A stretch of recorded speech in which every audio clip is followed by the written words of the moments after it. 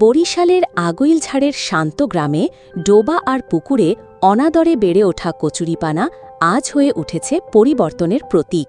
এখান থেকেই শুরু হয়েছে এক অভিনব শিল্প বিপ্লবের পথ চলা। যে কচুরিপানাকে একসময় অপরিষ্কার ও অপ্রয়োজনীয় বলে ফেলে রাখা হতো, এখন তা বদলে দিচ্ছে হাজারো পরিবারের জীবন। পরিত্যক্ত এই উদ্ভিদ আজ রূপ নিচ্ছে নান্দনিক শিল্পে। ১৯৮৪ সালে মেনোনাইট সেন্ট্রাল কমিটির এমসিসির উদ্যোগে গড়ে ওঠে জোবারপাড় এন্টারপ্রাইজ। উদ্দেশ্য ছিল অসহায় নারীদের স্বাবলম্বী করা, কচুরিপানা দিয়ে তৈরি করা হাতে তৈরি কাগজ ও শিল্পপণ্য।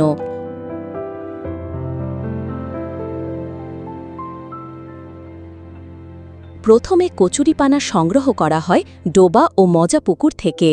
এরপর এগুলো শুকিয়ে মণ্ড তৈরি করা হয়। তাতে যোগ হয় পাট, পুরাতন কাগজ আর সিল্কের কাপড়। শুকানোর পর রঙিন কাগজে রূপ নেয় এই মণ্ড, যা পরে হয় উপহার সামগ্রী। এখন আগৈলঝাড়ায় প্রায় ২,০০০ পরিবার এই শিল্পে জড়িত। প্রকৃতি বাংলাদেশ প্রকল্পের আওতায় নারীরা তৈরি করছেন ৩০,০০০-এরও বেশি উপহার সামগ্রী, নোটবুক, গিফট বক্স, গহনা ঝুড়ি, ব্যাগ, শুভেচ্ছা কার্ড সহ নানা পণ্য। এই শিল্পের কল্যাণে এখন অনেক নারী পরিবার চালাচ্ছেন নিজের আয় দিয়ে।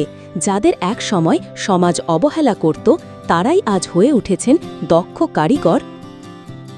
এখানে তৈরি কচুরিপানার পণ্য আজ যাচ্ছে Europe, America, Canada, Japan, Australia সহ বিশ্বের ২৫টিরও বেশি দেশে।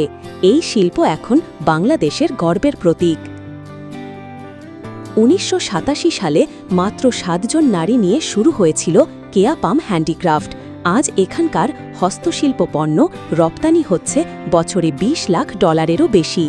এক গ্রামের উদ্যোগ ছড়িয়ে পড়েছে বিশ্বে। ডোবার কচুরিপানা আজ জীবনের কাঁচামাল। নারীর হাতে গড়া শিল্পে ভর করে বদলে যাচ্ছে ভবিষ্যৎ। এটি কেবল একটি হস্তশিল্প নয়, এক টেকসই উন্নয়নের গল্প, এক বাংলাদেশী জয়ের কাহিনী।